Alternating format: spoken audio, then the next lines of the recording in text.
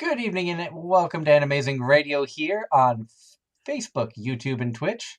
I'm your host, Doug Engler. Joining me as always in the co-host seats as our good friends Angela Rose Hello. and Darren Starling. Evening. Our guest of honor, Kelly Baskin, will be joining us shortly. We're waiting for her to connect and join us, so hopefully she'll be here shortly. We want to remind everybody that Anime-Zing Radio is brought to you tonight by Home Circle Media for the latest and greatest in anime gear. Everything from pens, pencils, stationery, and officially licensed art books. Check out homecirclemedia.com today or look for them at an upcoming convention near you. We're also brought to you by Casey Fox. For all of your artwork, cosplay, and photography needs, be sure to check out Casey Fox. That's KAYCIFOXX on Facebook, Instagram, and TikTok. And here she is, the guest of honor. Please welcome Kelly Baskin. Hi, how's it going? Good. Welcome to Anime-Zing Radio. We literally just went live. Oh, great. Well, thanks for having me. Thank you for joining us, and we're excited to have you here with us tonight. Thank you, thank you. And I'll start off by apologizing if I seem a little out of it tonight. I had a 5-hour drive home from Anime-Maine. Oh my goodness. Well, Maine is beautiful, so I hope you had a great time. We did have a lot of fun up there and a lot of promotions of the show. I saw 2 people who were cosplaying as Amber this weekend. Yay! Oh, I love seeing that. A lot of Genshin cosplay, which you're seeing everywhere nowadays. Mm-hmm. Yes, I see it everywhere. Yep. And there was one Megamain from Konosuba. So Ooh, fun. it's not a complete con until you see a Megamain, in my opinion. Did you have a good time? I had a great time. It was good to be back. I hadn't been to that convention since 2018. Mm-hmm. 2017 we missed because our daughter was born 6 days before it. Oh, congrats. 2019 we missed because we moved from Massachusetts to northern New York. Mm-hmm. And then pandemic for the last 3. So right. This was their first year back, but it was great to have a table there, get to see a lot of friends that I hadn't seen in a long time, make new friends, and yeah, spend a little bit of money I probably shouldn't have, but we all do it. But joining us tonight, Kelly, is our co-hosts Angela Rose. Great, hi. Hello. And Darren Starling. Hello. Good evening. Hello. Thank you so much for joining us. Like I said, for our viewers out there who may not know who you are, tell everybody a little bit about yourself. I'm Kelly Baskin. I'm a voice actor. I think most people would know my voice from Genshin Impact. I voice Amber. But I also voice Melodia in Disgaea 6 and Kieran in Gunvolt 3 and Letizia and Lyre in Fire Emblem. And sometimes it's hard for me to remember my resume. But yeah, lots of other video games and some animation and fun stuff. And we're excited, like I said, to have you on the show tonight. Of course, Genshin Impact has grown really huge right now, and voice actors from that are in high demand at conventions all across the country. Has it kind of taken you by surprise that this little role of a video game character has grown so much? Yeah, totally. I remember when I first booked Genshin Impact because it was the first time that I had booked a video game with like a name. I wasn't just like Werewolf number 3 or like Doctor 2 or, random person on the street 14. So I was really excited personally just to like have a name in a video game. And then I remember the director said like in the first session, he was like, this is going to be a big game. And I actually don't really play a lot of video games. I wasn't really up to speed on like what big games were. I think I knew like of a few like Call of Duty or that's all I got. Final Fantasy. Final Fantasy, yes, which I am actually a small voice in. I think one of the mobile games. But I was like, oh yeah, that was actually very fun. But I was like, oh, okay, cool. And then like it came out, and I was like, okay, cool, it came out.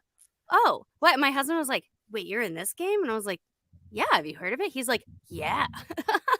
So yeah, it came out, and then it was like, oh god, Oh, wow. Like I think I pulled up like the app store on my phone and I was like, "Oh, it's right there." Like so I don't know. It was just it was a pleasant surprise, especially from somebody that doesn't play a lot of video games. I'm starting to play a little bit more. I actually have plans to play a Zelda game tonight with my husband. So, I guess the big question is, do you play Genshin at all? I have played. I am too embarrassed to keep playing because I'm so bad. And so part of it too is like the console that I have is the Switch. And like I read that, Genshin was coming out on the Switch. And so I was like, oh, I'll just wait for it. I'll just keep waiting. I'll just keep waiting. And then I finally downloaded it on my PC. But I am a Mac girl. So me trying to play anything or do anything on a PC is not pretty. So I have played. I definitely haven't gotten as far as uh, maybe I should have. But, As someone who plays video games on a PC, mhm. I'm custom. I have gone back and forth between Mac and PC, so I understand your struggle. Yeah, But yeah. I cannot play video games with a mouse and keyboard. Right. Subsequently, I have an Xbox controller Okay. That makes me I feel hook. better. That makes me feel a lot better because I was like, I am just not getting it. And before you say, oh, well, you can play it on your phone, I can't. I can't delete any photos of my dog. So Nope. I have I have I a never have any room on my phone. nope. We have if you can see my screen, my Uh-huh. husband's got the new God of War game going on in the background, Oh yeah, I have and so many friends of that. That's so fun. yeah, and then my PC, which we do some games on console, some games on PC. It Mhm. depends, because for Mhm. the because but no, I play everything with a controller, so So do not smart. feel bad in the slightest. Okay, good. Because I was like, I am messing it up. Like something's wrong with me. I can't. But like I couldn't like get into it on the computer. And my phone's too small. And again, no storage. So I'm like, I still just keep waiting for it to come out on Switch. And I wish I had information, but I don't know why it's not out yet. I will be honest, I'm waiting for it to come out on the Switch as well. I have played about an hour and a half, Mhm. maybe, of Genshin on the computer, but my computer doesn't even have a video card, so it takes up a lot of space. Yeah. And it plays it okay, but I know on the Switch it'll be a lot better quality for me to Yeah. play. But I'm So not going to get sucked into the gotcha side of things. I'm not going to dump money in like some of the other people I've seen play um, I'm it. gonna change the subject, and because Ross is in the chat and has a question.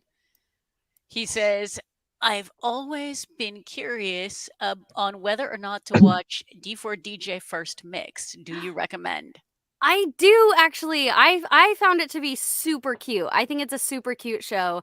I think everybody did a great job with it. I just think it's adorable. So I loved it. Did I finish it? I don't know. I definitely watched a lot of it, but I didn't finish it. And I just find it to be so cute. So yeah, 2 thumbs up.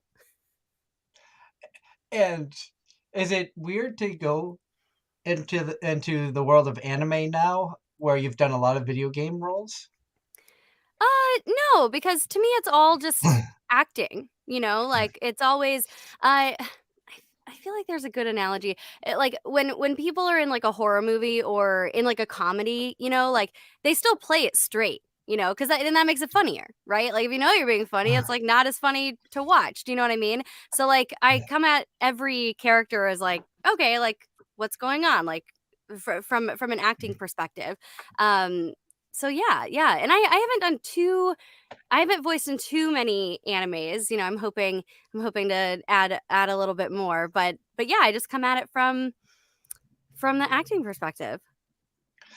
And getting out to these conventions, you're being able to be Mhm. exposed to a lot of other voice actors who, in some cases, you may not have the chance to talk to or possibly work with. Has it been fun to connect with them and gain tips from some of the more established voice actors out there? Yeah, I feel like I just started going to conventions earlier this year. Like January was my first one, and I've only gone to a handful. So I'm still kind of a newbie at going to conventions. But most of the time, it's people that I like that I know from Twitter, or like I know from like around town, or maybe we've been online friends for a while, or kind of run in like parallel circles. So yeah, I wouldn't say that like we talk too much like business when we're there. I really just try to connect with my colleagues at conventions as just other people, because we're there for work, and we don't always want to talk work. um Understandable. yeah, but it is super nice to actually meet people. You're like, "Oh, we're in like 3 games together. How cool." Like, "Oh my gosh, I can't believe this is the first time we've met."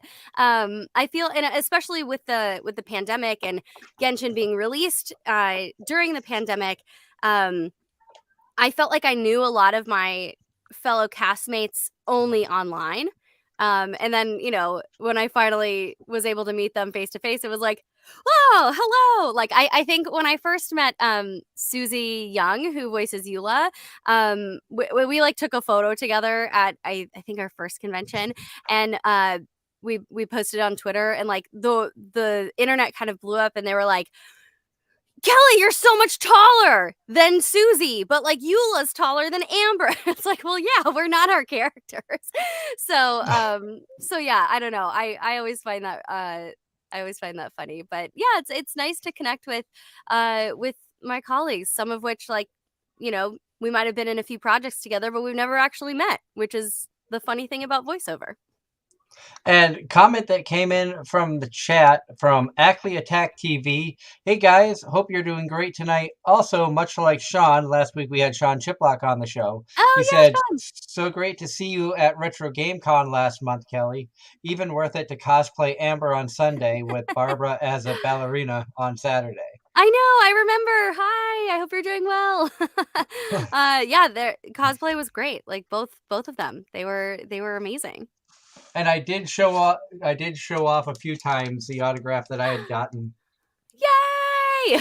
which I had to laugh because while standing in line for Sean, I saw like maybe 2 people come up to your table, and being like you said, you're new to the voice acting, you're new to the con scene, so a lot of people don't know who Kelly Baskin is yet. Yeah. And it's Well, I'm not like new to voice acting, but I am new to the convention scene. I, And I, then it's and, and oh, and go ahead. I assume it's like that whole, "Oh, you're the one that voices this character in this game that I've put 100 hours into." Yeah, it's actually funny because at Retro GameCon, the banner that I had behind me, it had me, Sean, Lila, and Christina on it, and I actually had a handful of people come up to me, and they're like, "Oh my gosh, you're Sailor Mars," and I'm like, "I'm actually not Christina. She's down there, but nice to meet you." So I found that to be very funny. Now, has it been fun to get out to the conventions, especially now that things are opening up and you're able to Yeah, travel more? And yeah. has it been kind of crazy to be a guest at a con? It can be crazy sometimes. I think that the first couple conventions I went to, I was pretty overwhelmed, just because I had actually never been to a convention ever, like as like an attendee. So to me, it was really interesting, because Genshin had been out for a year, and then some of my other projects started to come out. So I had really only interacted with like fans online. So it was a little overwhelming to interact with fans in person. But I also love it. Like, I'm a people person. I love interacting face to face. It was just overwhelming because it was a new experience for me. But yeah, I love to travel. I loved going to Syracuse. I'd never been to Syracuse before, and I changed my flight to get in a little early the day before, just so I could like walk around and like actually experience fall, because LA only has like one season, 2 seasons, like either really hot or like not as hot. Um, And this year it is I'll say fall didn't really happen. Oh no, fall's my favorite season. Well, I love I it. I say this and I'm in Boston and I've lived in New England my entire Mhm. life, and Love New England. this year it went from extremely hot to like a Mhm. week of rain and then a week of what might as well have been summer again. Oh my Like, This past week up here in northern New York, and we're not far from Canada, we had temperatures that hit the mid 70s. And It was we, colder in Los Angeles. yup. yeah, Like I spent like I I I also love to travel, Yeah. and we spent 2 weeks in Europe, my husband and I, and we Ooh. were prepared for fall. So we Mhm. had, like, warmish clothes and sweaters, Yeah. and then we get there and it's, like, almost 70, and we're like, "Wait, what?" Oh, that actually happened. I was just in Michigan, not this past week, but the week before, and I was like, "Okay, packing my sweaters, got my jacket." I only ended up wearing my jacket like one day, and which was kind of great. And I got like it was beautiful, and it was very fall and everything. But I was expecting it to be colder because it's November. So it And pretty it's much. and it's funny because you know how Facebook does that whole "on this day, X number yeah. of years ago"? Hmm. Well, going through that, apparently today, a few years back, in Boston, it snowed. Yeah, Mhm. weather's crazy. Climate change Yep. is real. Yes, it is. Yeah, Down. but yeah, I have really loved this year going to conventions and traveling and hanging out with other of my colleagues, like other voiceover people, because like I said, like right now I'm sitting in my closet. This is where I work, and I can only fit in here, right? Like it is pretty isolating. Even though like we all might be in the same project together, we don't really work together at the same time, if that makes sense. So I feel like going to conventions is really fun because you can actually see the people that you work with. We do work. I know that sounds a little weird, but yeah, I've really enjoyed it. So the travel and seeing colleagues and meeting fans like face to face, like I have really been enjoying it. So yeah. And what were you going to say, Darren? I was gonna say down here in the Carolinas, summer actually checked out on time this year, which never happens. Which Like Carolina are you in? north. All right, love North Carolina. I'm from Tennessee. Okay. I have to Yeah. say I'm in central North Carolina. I'm just outside of Raleigh. Ooh, nice. But temperatures here, we are the first day of fall was like 90 degrees, and it has been pretty much 70 degrees and below ever since then. Nice. Nice. I was Minus just like the past 2 days were low, it was like right at 80, but those days are about gone, and it's back to cold weather this coming yeah. week. Well, I was just talking to my parents earlier today, and they said that it was like freezing this morning in Tennessee, and I'm like, Well, it was really cold this morning, to be honest with you, because as I was working my day job, we had the window open, and it's like, is it getting colder outside? mm-hmm. So, yes, I can definitely Uh, vouch for that. Another New Englander chiming in with the weather. Uh, the temperatures have been unseasonably warm. However, the leaves, so indicative of the season, have been beautiful on Mm, Cape, the Cape and the North Shore. They recently went to the Topsfield Fair, and nice. And hello, Kristen. Anybody who caught our live stream from Anime earlier, Kristen was her and her family came by the table. They came by our panel. So thank you so much for tuning in, and it was great chatting with you guys. Also, other comments coming in through the chat. David says, "Kelly Baskin, you're awesome," Thank you. and Sharka says, "Kelly is amazing." Thank you. I appreciate it. And I can't tell you how many people, when I was at Anime and was talking about the show and that you were coming on tonight, I was like, we have the voice of Amber coming on, and they were like, the looks of shock and excitement. So you have a ton of fans up here in New England. Oh, I love New England. I would love it. I'll go to every convention in New England. So If anybody out there, if you want the local cons to bring Kelly up to New England, you have to recommend her. Right. It's I'd funny. s- Oh, I'm so sorry. Go ahead. I'd say come up in the winter, but only if you are prepared for cold and or possibly snow. You know, Angela, I used to live in Chicago and So I you, was like 7 winters and I'm done. So I'll come in the summer, I'll come in the fall. that sounds like Um that sounds like my mother. My mother eventually retired to Florida. Yeah. I honestly love being in LA for winter. They're like, "Oh, don't you miss seasons?" And I'm like, "I can visit seasons." Like I do. Like I said, fall's my favorite season. But it's been like cooler recently. Not to keep talking about the weather. But I do love New England. And yeah, I think it's funny. I had somebody ask me or tell me recently, they're like, "Oh, I thought you just signed up and like went to conventions." And I was like, "Oh no, like I would love to, just be able to sign up, but to go to conventions, we have to be invited. So yeah, if there's a convention, you're like, you should go, or we want you there, like I think you can just like email their contact email and be like, we want these people and Kelly. Um, and yeah, then normally they'll reach out and then we'll figure it out. But I do love New England.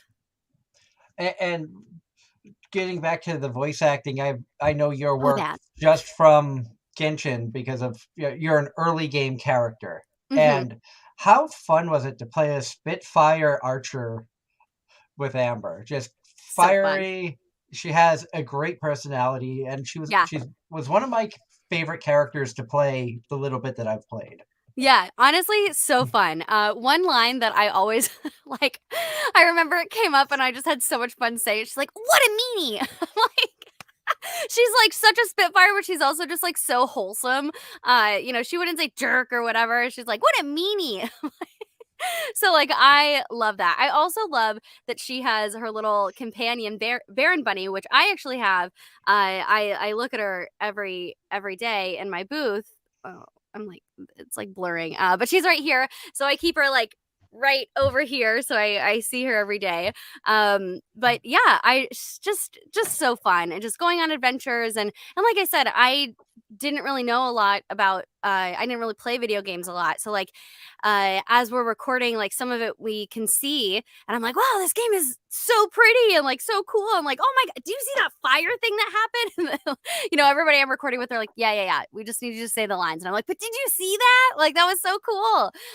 So I think Amber's just so fun, wholesome, and helpful, and energetic, and kind, and like I love voicing her. She's so fun. So one question. You mentioned earlier about being isolated in your studio. How much work do you do in at home Mm-hmm. versus going to a physical studio location? Yeah, that's a great question. Obviously before the pandemic, it was a lot more in studio. The past 2 years, it's definitely been more at home. But recently, I've been going into studios. I do like working from home. It's pretty great. I can just like wake up, keep my pajamas on. I don't. I change out of them, but I could. I had a session earlier this week. It was at 7:30 in the morning, and I was like, I'm just gonna keep my sweatpants on. So like, I love that. I love that I can just run up here, turn on my equipment, and then like start going. But I also really love recording in studio because I'm not. I can engineer enough, but like I'm not a recording engineer. So like I don't want to be responsible for the audio if I don't have to be. So I like going to the studio. It's also nice to like see people face to face, if the director's there or just saying hi to the engineer. So yeah, I actually really like this mix that we have going on now. It's working out for me. I like it. So I'd And probably recording in studio like half the time, I'd say. That's cool. Yeah. Comment that came in the chat from Linky. Got my little sister playing Genshin recently. She saw Amber on screen and said how pretty she was. Amber is one of her favorites now. Yay! Oh my gosh, we'll tell your little sister hi.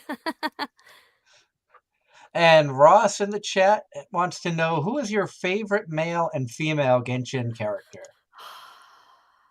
There are so many characters in Genshin. There are so many of them. Oh my gosh. Okay, I don't know if I can choose like one favorite, right? Like there are a lot. But right now, I really love Kale. She's so cute and she's obsessed with Amber. So I find that adorable. And then let's see, male. Oh my gosh, I'm like completely blanking. It's the one it's the one that Lila voices. Oh my gosh. This is so embarrassing. I like knew it and then it just completely left my brain. That Uh happens to me on the daily, multiple times. what's the name? Shoot. Oh my gosh, I'm like Googling it right now because I'm so embarrassed. Zhao. Yeah, okay. There that was embarrassing. But yeah, I love it because also Lila and I have been going to conventions together and she'll just and I don't know if you follow her on TikTok, but she makes some really funny content as Zhao. So yeah, I think those are my two favorites off the top of my head. But y'all, there are so many characters. There are so many characters, and I don't even know like everyone who voices in the game because like I don't even know. I can't even count how many voice actors I know who are in the game now because there are so many characters. And they keep running events where they're bringing out new characters. Yeah, I mean it's amazing. I love it, but I can't keep track anymore. Now, a question that was brought up to me during our live stream over the weekend from Maine was, did you know that they're going to be doing an anime based off of Genshin Impact? I did not know. And I found out the same time as everyone else. and then they were asking, do you think that they will bring the same voice acting cast back of the characters? Which I hope they do. I don't have any insider information, and if I did, I probably would have signed an NDA, so I couldn't talk about it. But I'm over here hoping and wishing because that would be really great and fun. And I feel like we've really established the characters. So I don't know. I would love to be in the Genshin anime. And fan bases are very particular when it comes to video games, Yes. anime, things of that nature, where they get to learn the voices of the characters, and they know when that voice changes. Yes. So that's me hoping that we come back for the anime, and that would be really fun. Again, just because we're in the game, like just because we voice in the game, like I think it's funny. People think that I have this like direct connection to MiHoYo, and we really don't. We're just hired. We come into the studio pays us, blah blah blah. But I wish I had more insider information. I think I had somebody reach out to me on social media and they were like, hey, Amber needs to be better. And we have this petition that we want to send to MiHoYo. Can you get it to them? I'm like, no, I can't. Like, it doesn't really work like that. But yeah, we found out, all of us found out at the same time as everyone else, as y'all did, and it's pretty big news. So yeah, just cross your fingers. That'd be really fun. And you've done a lot of video game work throughout your career, including Fire Emblem Heroes, which was that's another big series. Yeah, I know it's very popular, and I haven't played it, but the little fox girl character that you voice is absolutely adorable. Absolutely. I love her. Oh, she's so cute. But I also really love voicing Letizia because I mean, I kind of sound like a 15-year-old. So I voice a lot of younger sounding characters and younger voices. So when I got to voice Letizia, who's like kind of older and has this mature voice, and she's a little like, I had a really great time doing that personally. So yeah, they're both so fun though. Is it fun to be able to voice a character that challenges you creatively with your voice of having to change or hit octaves that you're not used to hitting? Yeah. Wait, say that more. I think I missed half of your question. Do you enjoy when you get to Oh, voice yes. these characters you're not used to voicing, where it kind of challenges your range of voice? Yes, totally.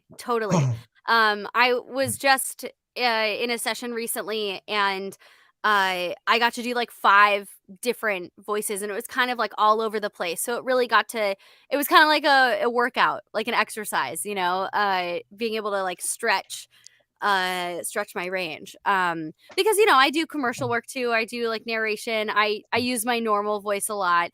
But it's always really fun to like get out of your comfort zone. Like, whenever I have auditions for like creatures or something, I haven't booked one of those yet. So, but cross your fingers. I always have so much fun doing that because, yeah, I want to sound like an alien. How fun is that? That's why, that's half the reason I love voiceover. I can be like a purple alien and like no one will blink an eye. So yeah, I love stretching that muscle.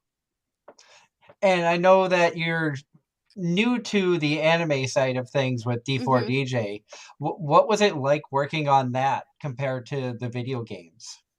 Because I know it's a little different setup between anime and games and stuff. What was your experience comparing the two? I actually find them pretty similar. Because it's especially with Genshin, they had recorded it in Chinese and I believe Japanese first.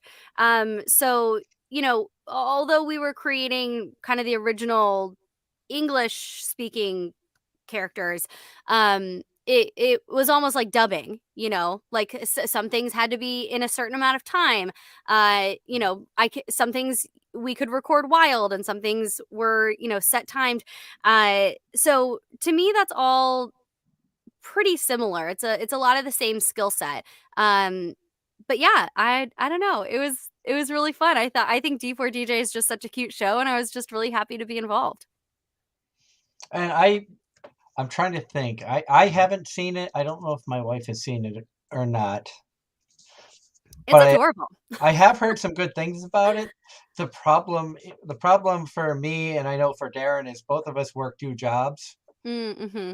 And so our available time to watch stuff is very limited. And every season, there's probably between 5 and 15 shows that we want to try to keep up with.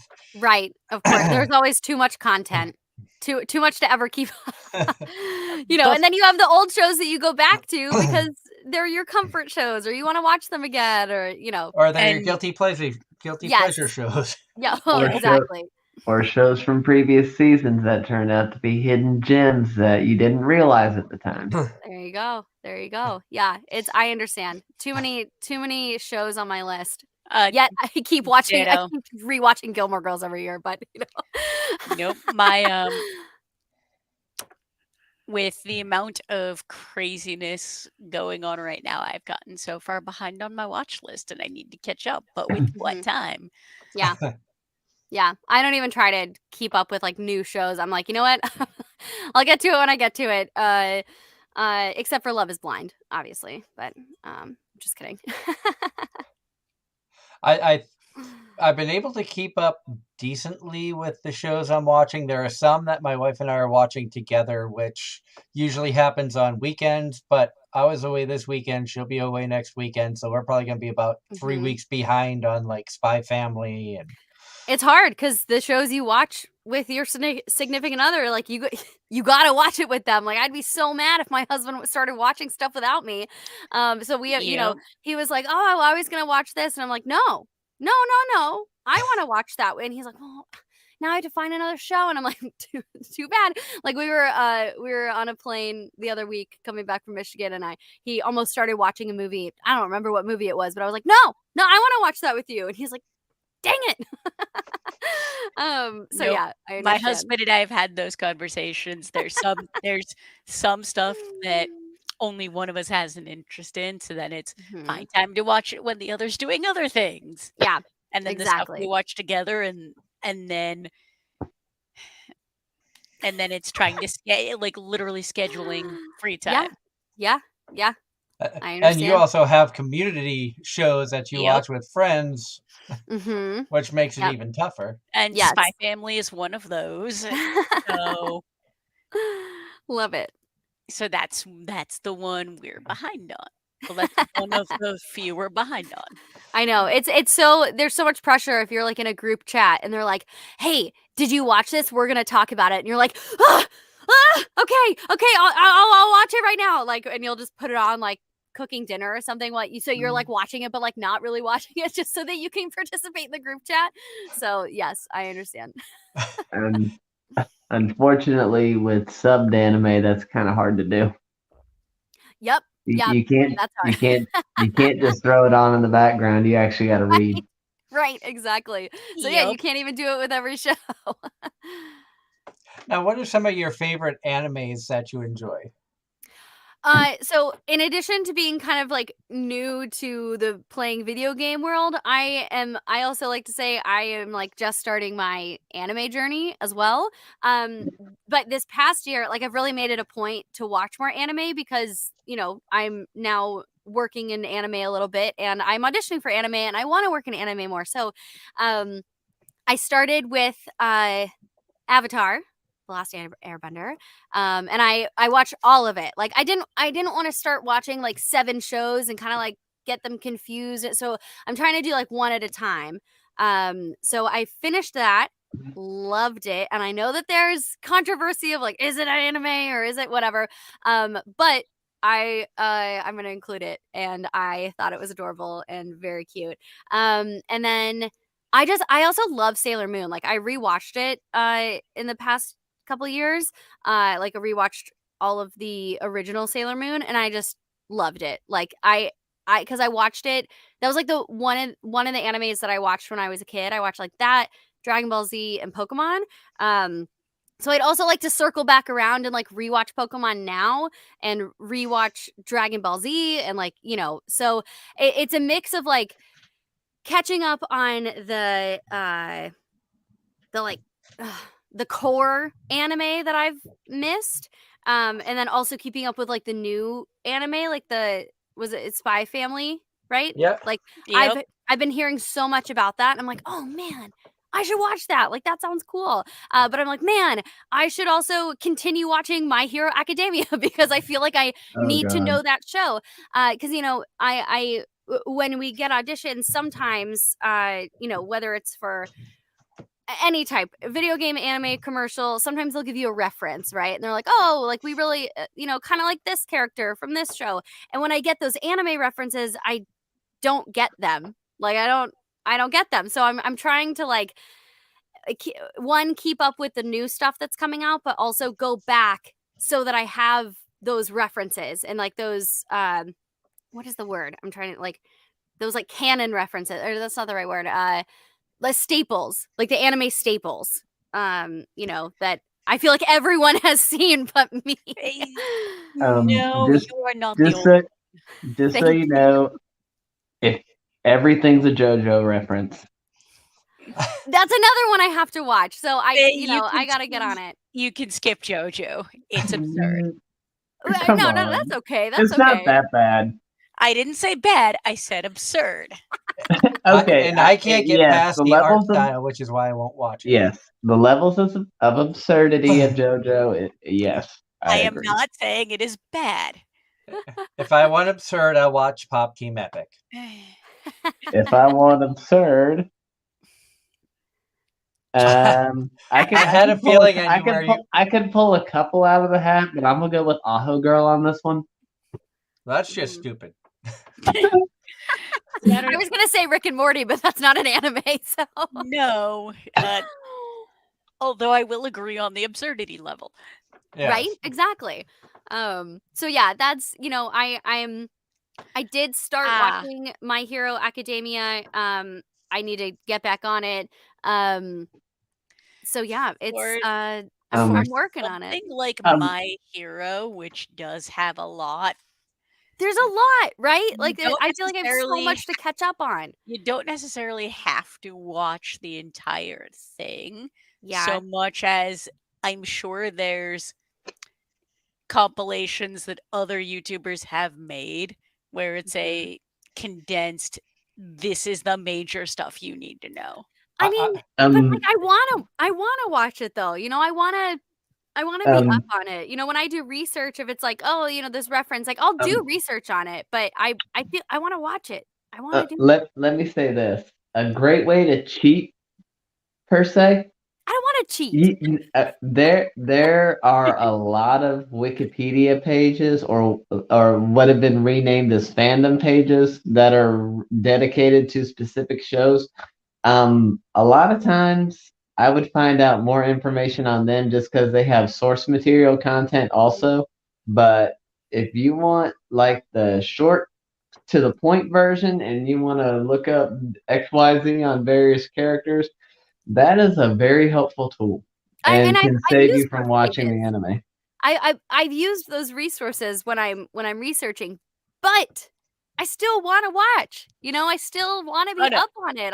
I don't wanna be so far behind in there are my certain anime knowledge. no, I feel that. There's I just do certain too. shows where by the time I found out about them, there was just so much that I get overwhelmed and I'm just like, nope, not doing it. That's how I feel. There's so much anime, and there's like, even within anime, there are different genres of anime. So like I I'm trying to find shows that are, again, one, like, new. So like Spy Family, that's actually, I'm gonna add that. I'm gonna put that at the top of my list.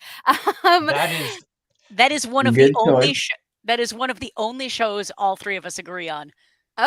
okay, then I was gonna ask, like, if you all Because had recommendations. So we all have very different tastes in anime, and like our mhm, Darren and genre. I are very similar on most of our tastes.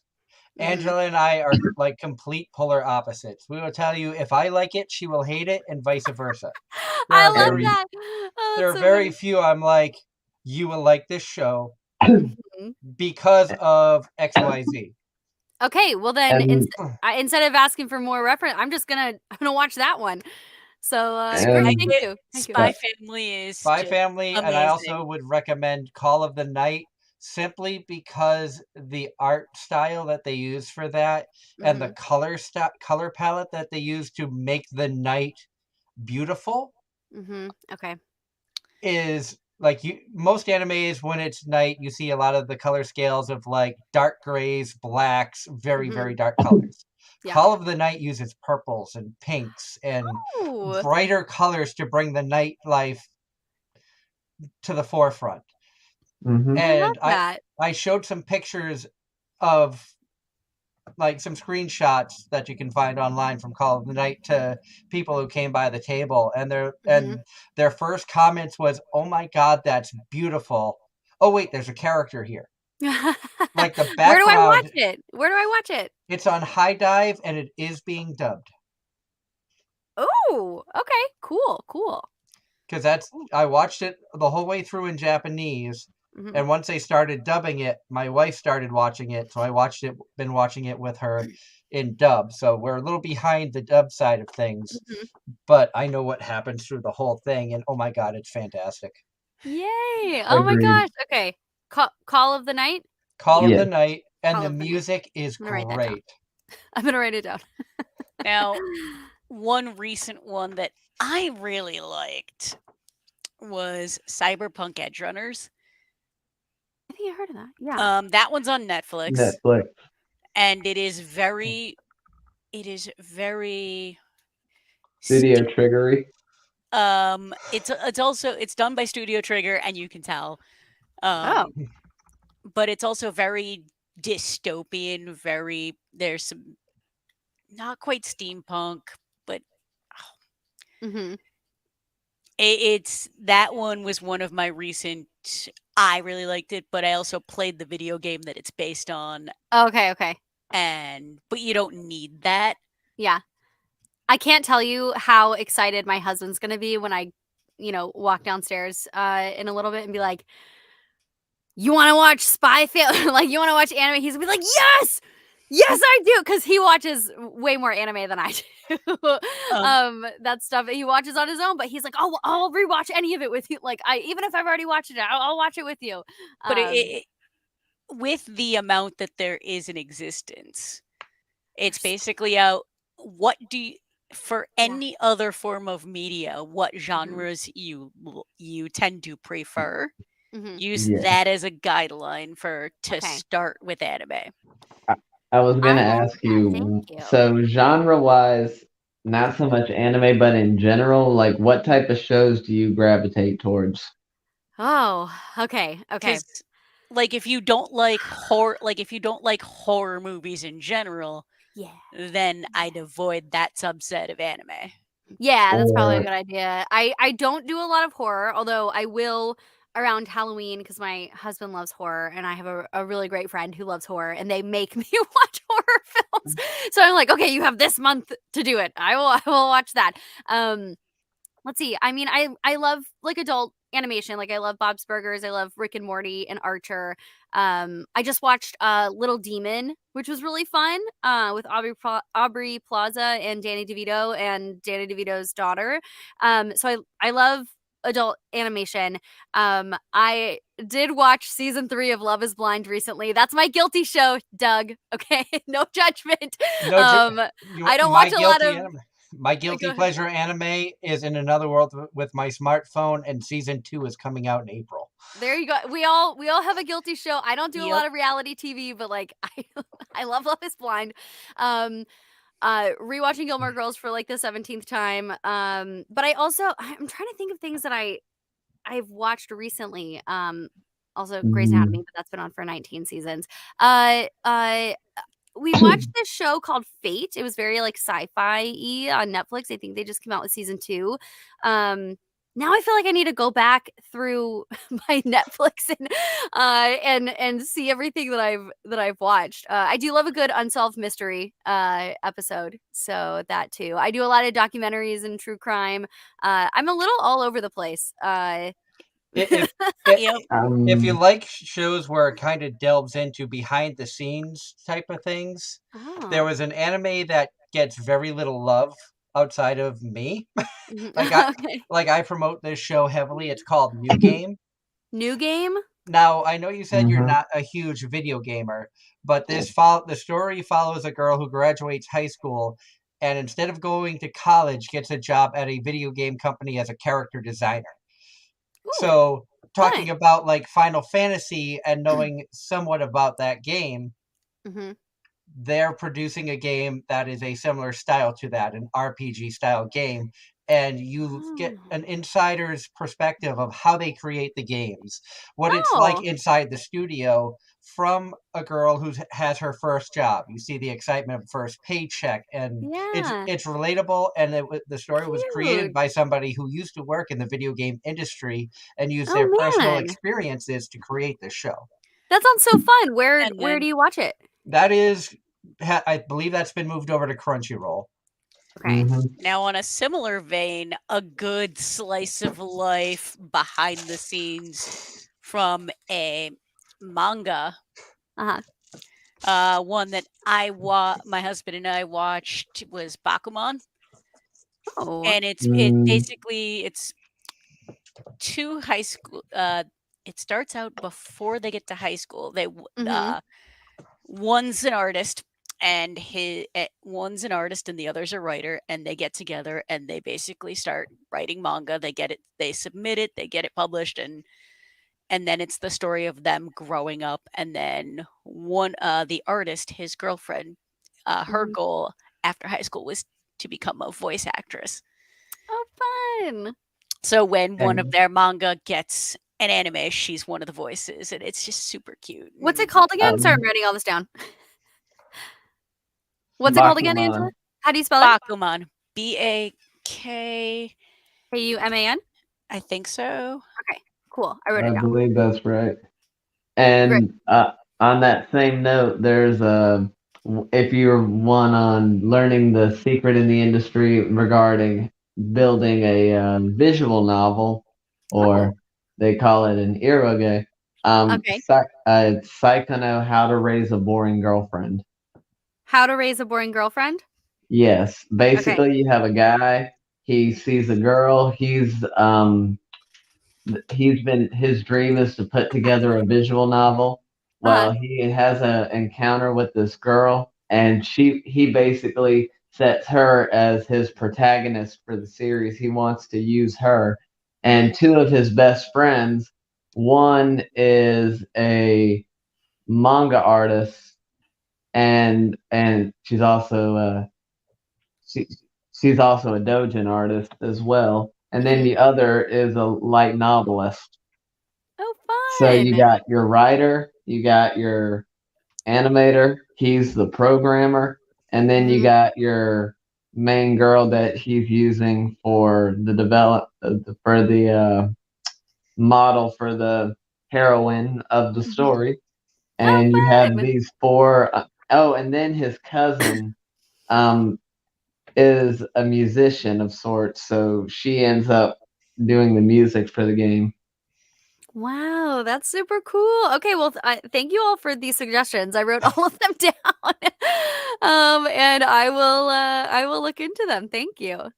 She's gonna have like a list of like 40 shows after we're done, and she's gonna be like, "Okay, we need to start a marathon now."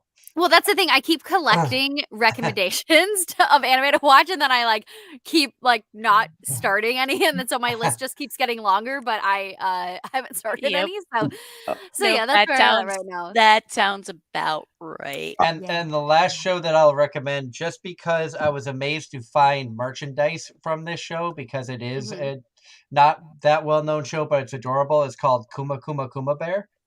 Kuma, Kuma, Kuma Bear. Great. And On the this is list. one of the characters. That's the Cute. main female. She is forced to wear a bear outfit. Oh, And it's very wholesome, very cute. She's very overpowered. It is technically isekai, where she gets okay. sucked into a video game world. Oh, fun. And but it actually is really cute, and that one's also going to be having a second season, I think, coming out in April. All right. But when you give me the recommendations, you also have to tell me where to watch them. That is also Kuma Bear was a Funimation, now I believe Crunchyroll. Okay. So if you Writing it can't down find it on the Crunchyroll, list. it's on Funimation. Okay, cool. Thank Now, you. now we have a question from the chat. Linky wants to know, how did you know that you wanted to be a voice actor, and how did you pursue that? Yeah, that's a great question. I didn't know I wanted to be a voice actor. So I went to college for musical theater. So I was like, I'm gonna be on Broadway. And then so I graduated college, and I was like, I'm gonna stay in Chicago a little bit, and get some professional experience. And then while I was doing that, I also became a yoga and fitness instructor. And I was going to auditions every day and like belting my face off. And in college, I was singing for like at least 3 hours a day. And then I graduated and I was like, oh, no, I'm good. So I wasn't warming up. Not a good thing to do. You wouldn't run a marathon without stretching first, or like, doing a few jumping jacks or something. So, I ended up getting vocal nodes, which if you've seen Pitch Perfect, that's what the Brittany Snow character gets. So it's calluses on your vocal folds. So then your vocal folds can't vibrate properly. So then you end up sounding not great. When you're hoarse and you can't talk. Like that was me for months, and it took me a while to figure out what was going on. So during that time, I couldn't sing. I could barely talk. So while I was in recovery for vocal nodes, I still wanted to do something, and I couldn't do musical theater, obviously. So I was like, okay, well, what can I do to like keep my creative juices flowing and still feel like I'm moving forward with my career, or like anything. So I ended up taking the entire comedy writing program at Second City, which was great, so fun. Had never really written before.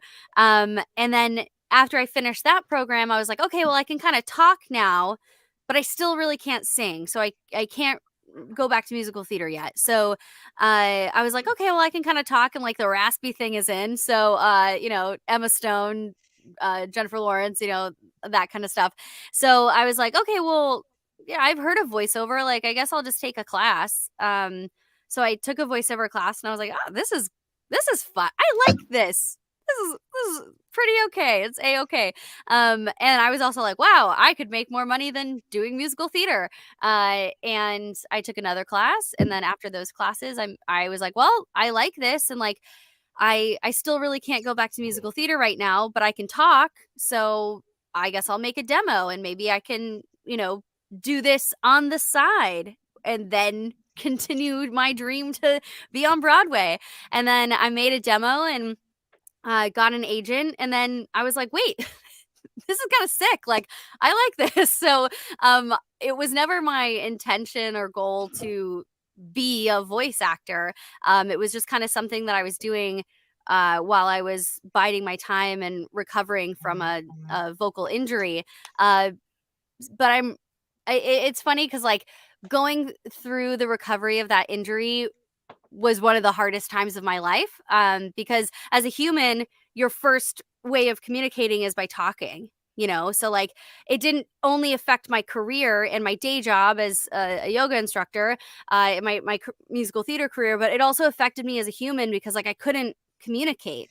But I fell into it, and I was like, this is so fun and great. And like I there's a lot of toxicity, at least from my experience being in the musical theater world. And like, you can stand in line for an audition for 7 hours, and you get in, and they take one look at you, and they go, no, okay, bye. And I'm like, well, I didn't even do anything for you. They're like, no, just based on your looks, no. And I really love, what I really love about voiceover is like what we were talking about earlier. Like, I could be a purple alien. I could be a 10-year-old boy. I can voice a 40-year-old woman. My range has expanded from it expanded when I got behind the mic.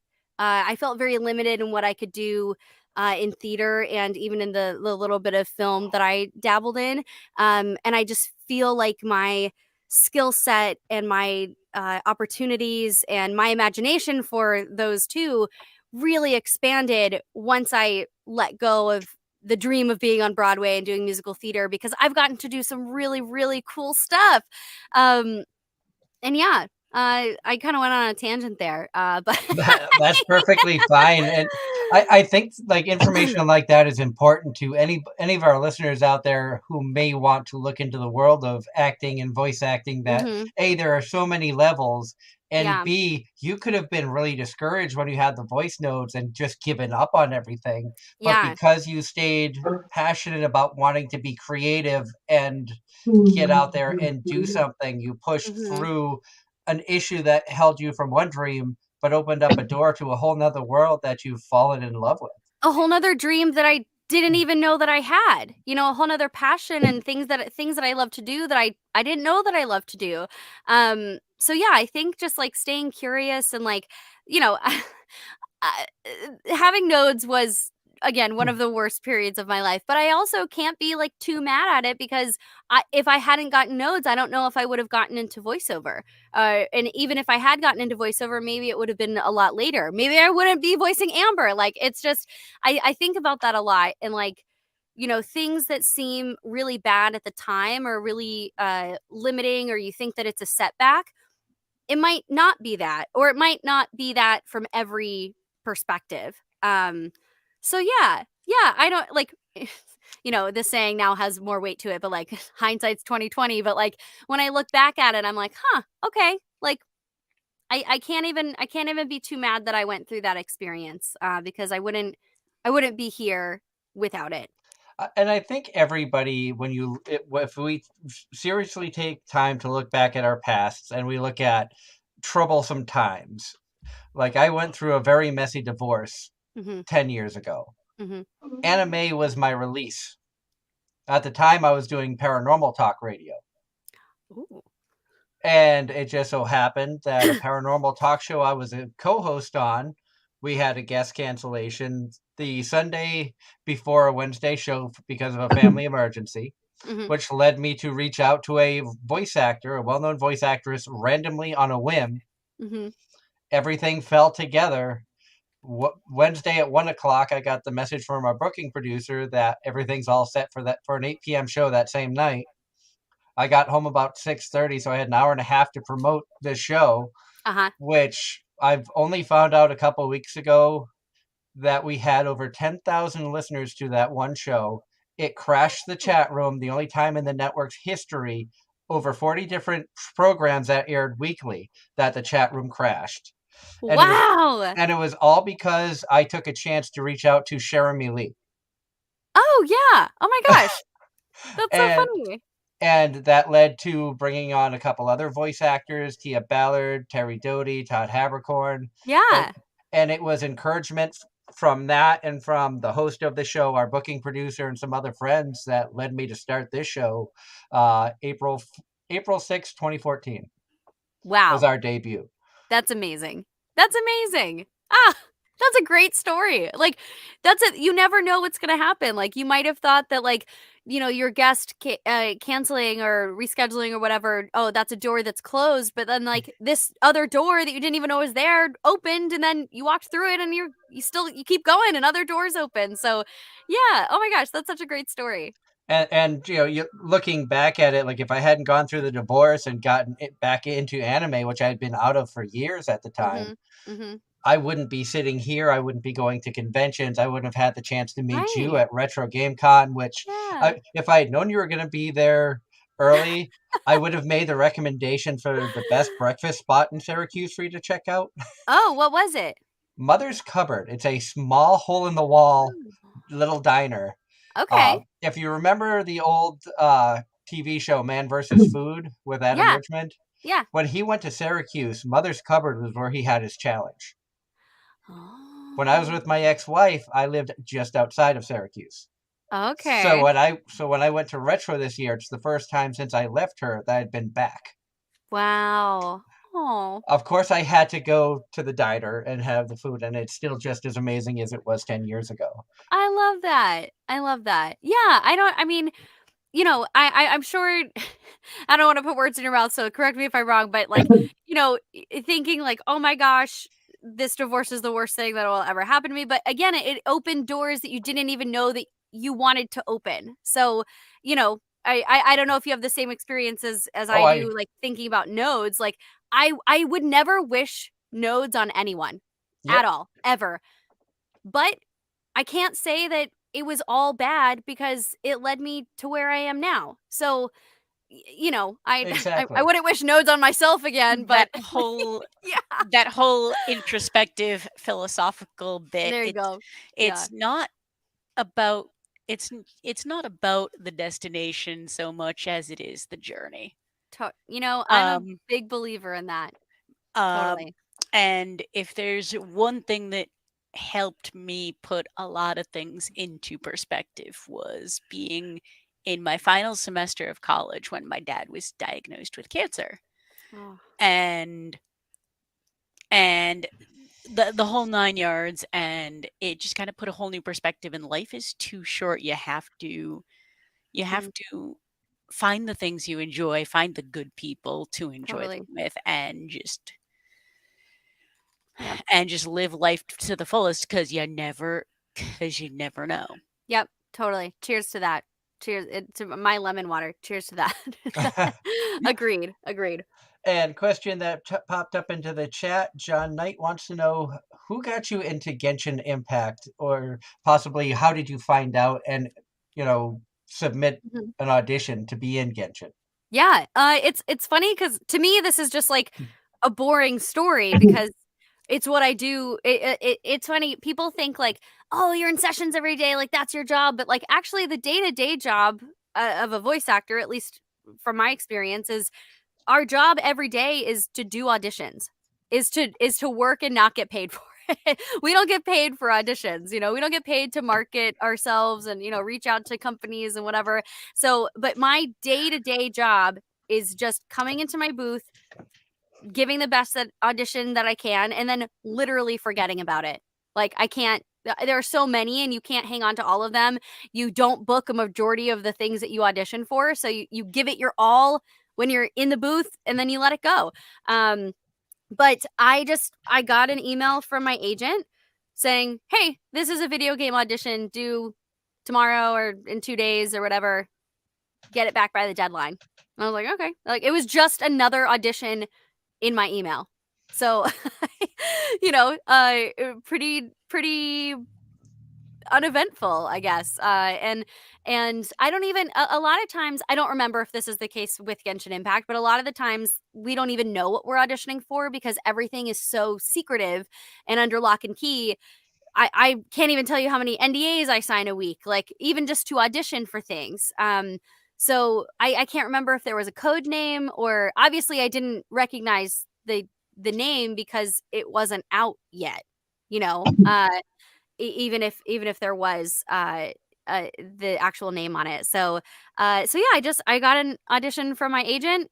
I did it. I gave it everything I had, and then I sent it off and forgot about it. And then I think it was a couple months later, because video games move very slow. Because there's so much work that goes into video games. Of course it moves slow. But a few months later, I got a call back, and I did the callback. And then I think a few weeks later, I found out that I had booked it. So yeah, it's a journey, but like, it's, to me, that's just like day-to-day voiceover job.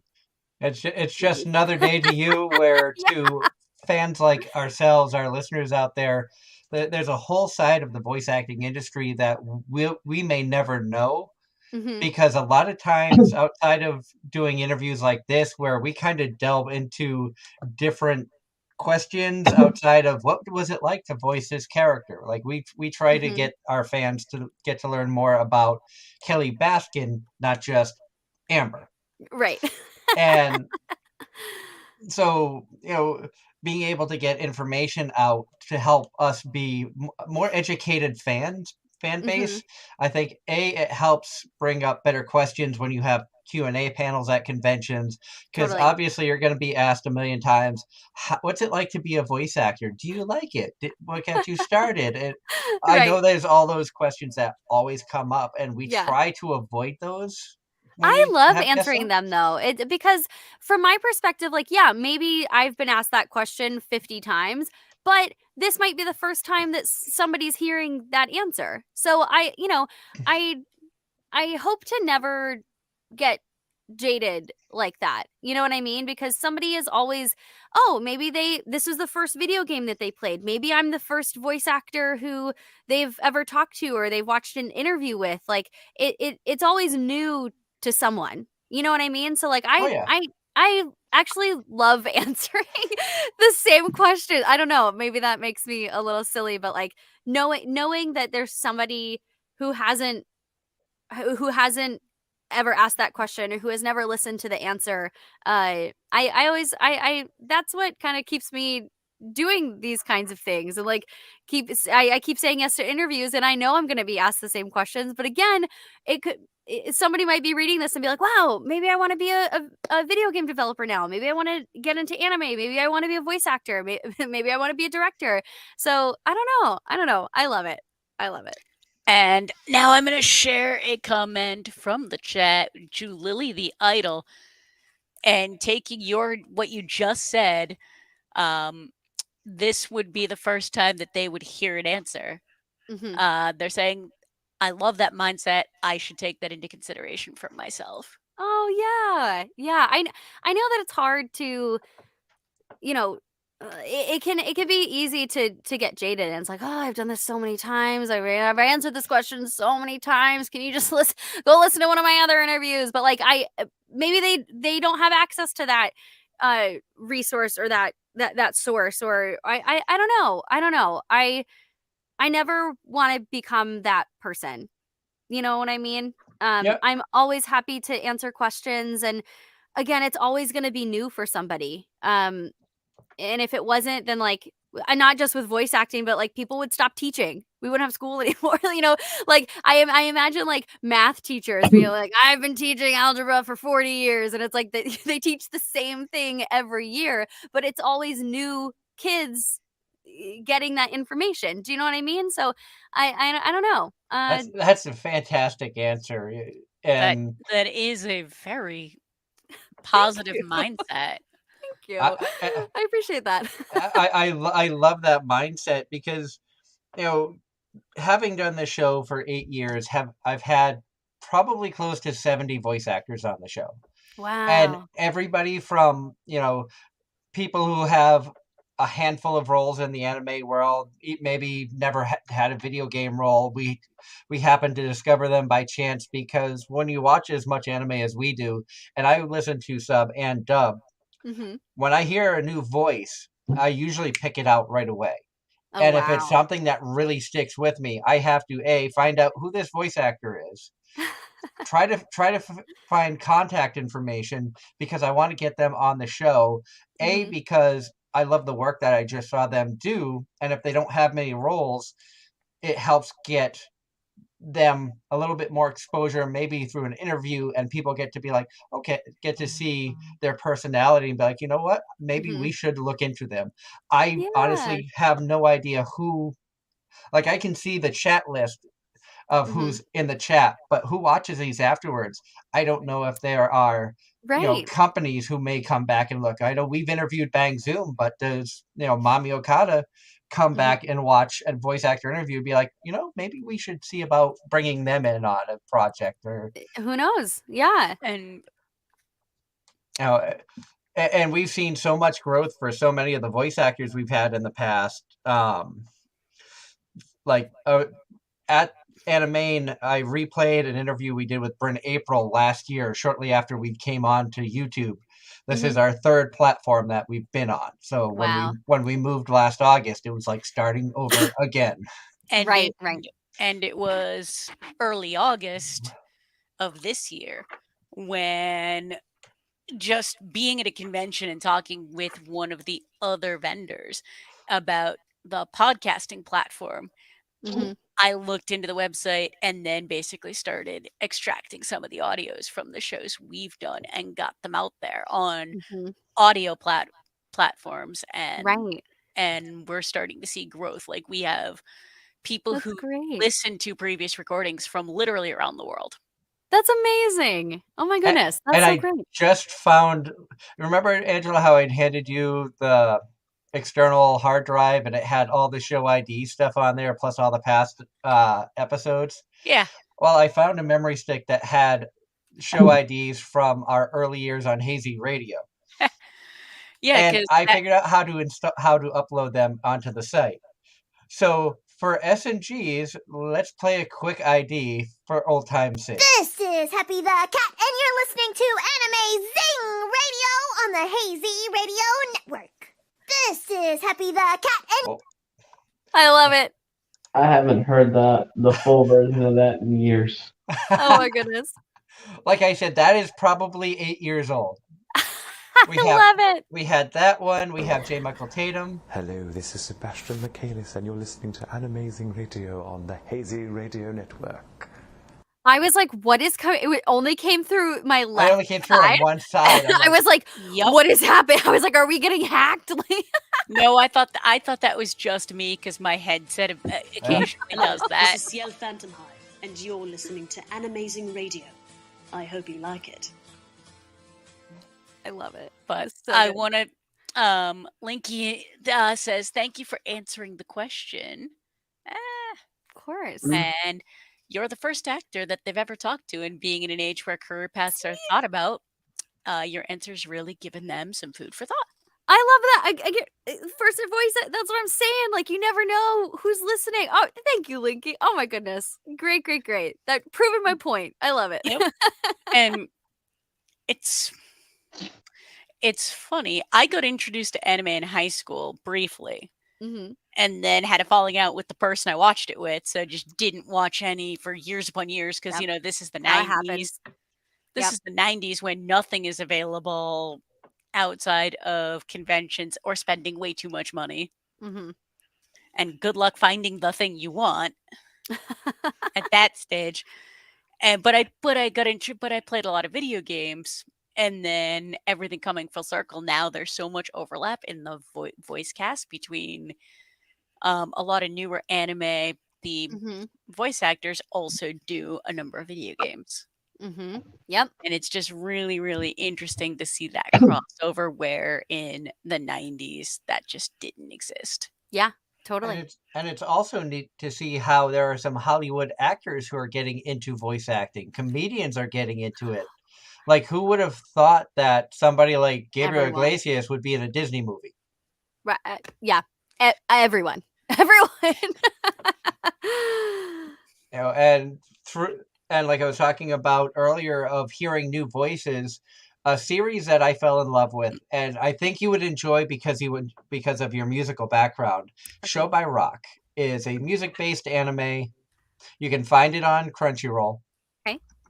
It it has all different types of music. You've got pop groups, you've got like school idol type of groups, you've got metal, rock, traditional Mhm. Japanese music, and there's Show by Rock seasons 1 and 2. Then you have Show by Nice. Rock Mashima Resh, which is like a season 3, and then Okay. Show by Rock Stars, which brings everything together.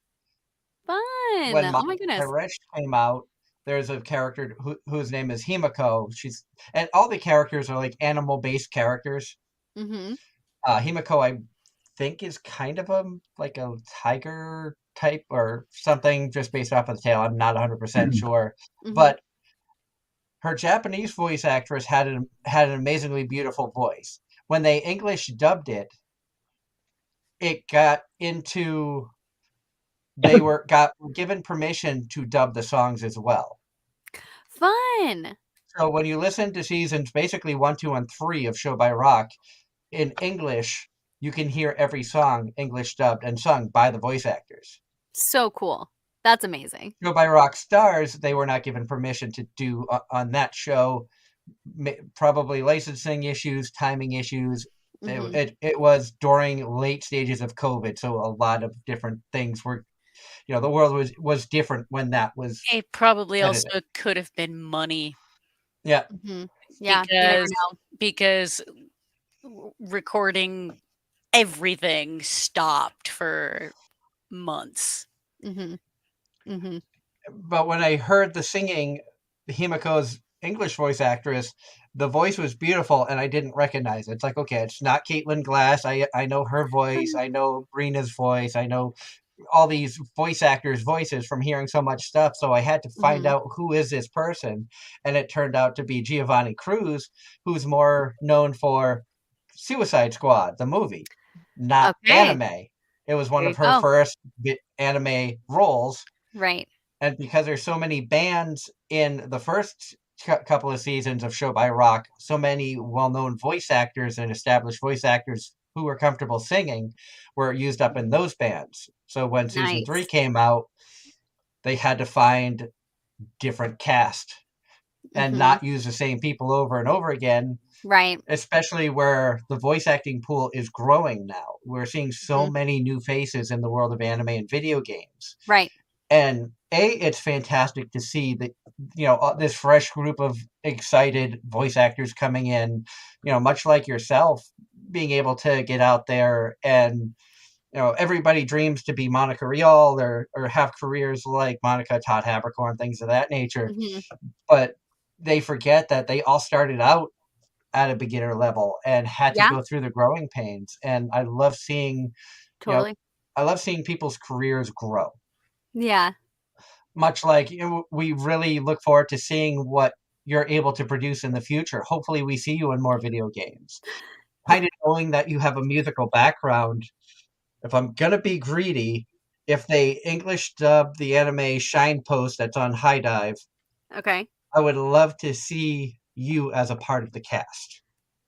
That sounds great. I would love I love auditioning for singing roles because that's my background.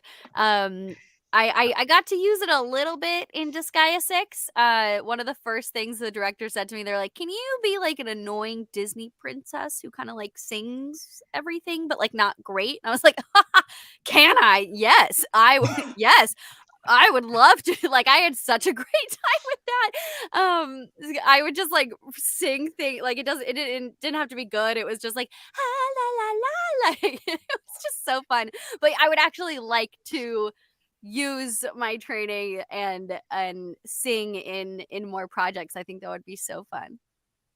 We definitely hope that you're able to get work with Sentai Filmworks or Funimation / Crunchyroll.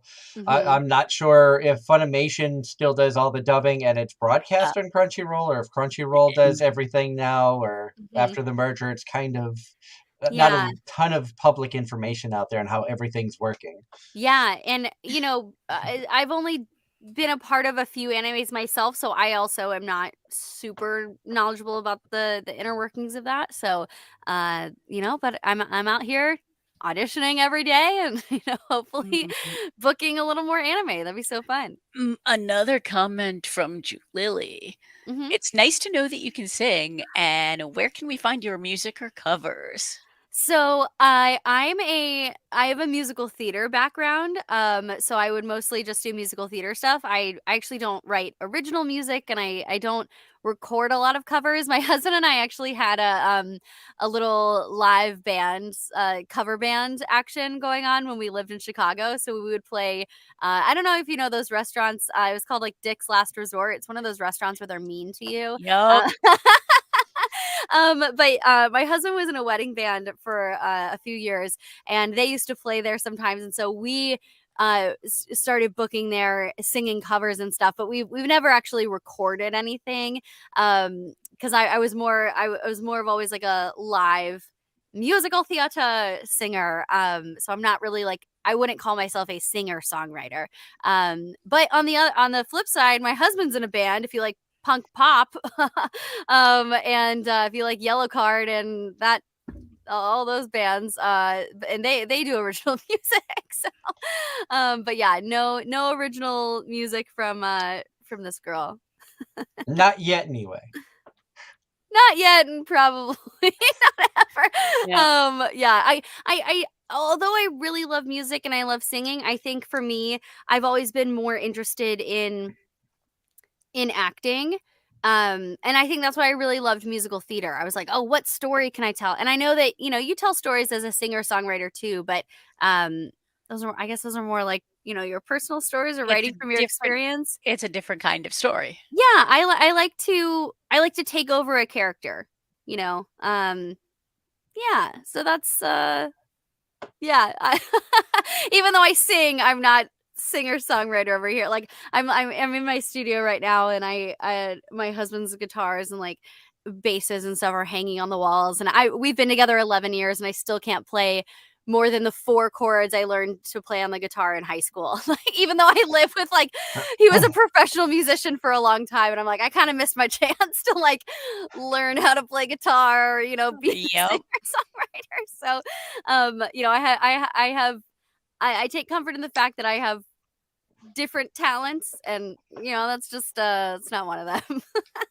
Now, knowing that there's on the subject of music, I know there are a few voice actors out who before becoming successful and booking a lot of anime roles, they had YouTube channels where they did sing. Yeah. People like Megan Shipman. Oh my God, I was just talking about her earlier. She was the voice of Amelia in ReZero. She was at Anime Boston. She was a last minute addition, and I had to get the autograph from. Oh, Kaylee Mills. thank you. Oh, I know who you're talking about now. Because we knew Kaylee years ago. We met her before she really got into the voice acting world. Yeah, I love Kaylee. She's so sweet. At a small con. If Kaylee came to you and asked you to be a part of a song that she was singing as backup or helping with vocals, would you want to be a part of that? Yeah, totally. I don't have, we all have our strengths and weaknesses, and one of my non-strengths is I don't really write original music. But if somebody was like, hey, would you help me with this? Would you contribute? Yes, totally. I think it's just coming up with that like initial concept of the idea. I isn't really my strong suit, but yeah, love Kaylee, love her. She's so sweet. Yes. On that note, bringing this again full circle, Julili says they love Kaylee as well, and Ross was saying, speaking of musical theater, did you, Kelly, ever watch the documentary movie Tick Tick Boom on Netflix? I sure did, and I sobbed through all of it. Just complete sobbing. Beautiful film. Beautiful. And based on one of the comments you had earlier as well, Julie said, I feel that singing live is easier for me too. As long as you are putting yourself out there, that's all that matters. Yeah. For me, it's I can be a perfectionist. And so I've actually tried to record me singing before, and every time I listen back, I'm like, no, I can do that different. No, I can do that different. No, never. It's not good enough. But if I'm singing live, you can't like go back and do it. Be like, oh, hey guys, we're gonna stop the show. I'm actually just gonna sing it again. Like there's something about being in the moment, and I feel like recording, even though I record all day as my job, but like I don't know, singing is a little different for me. So yeah, I totally get that. And Julie is a performing idol. She has been a part of idol groups in the past. We've known her for quite a few years. She actually won Katsukan Idol back in 2017. Wow! Oh my gosh! And if you're interested in seeing the video, anybody watching this or listening to this, you can come to our YouTube channel. We do have coverage of the Katsukan Idol in our archives section. Nice. So you can check out Katsukan Idol and see Julili performing through all the phases and amongst all the other talented singers who are part of that. Yeah. I want to go back to something you said. People were musicians before they were voice actors, or they, singer-songwriters. I think it's interesting that most of us we don't have the same story. Like there are some people who were singer-songwriters, and that's how they got into voiceover. There are some people who just really loved anime and video games, and they were like, I want to do that, and that's how they got into it. You have people like me who came from the acting or musical theater background and then got into voiceover. So there's no I love that there's no one way to get into it. So if anybody's thinking like, oh, I want to do that, but I don't have the background or what, like we all come from different backgrounds. So yeah, I love that we all have different backstories.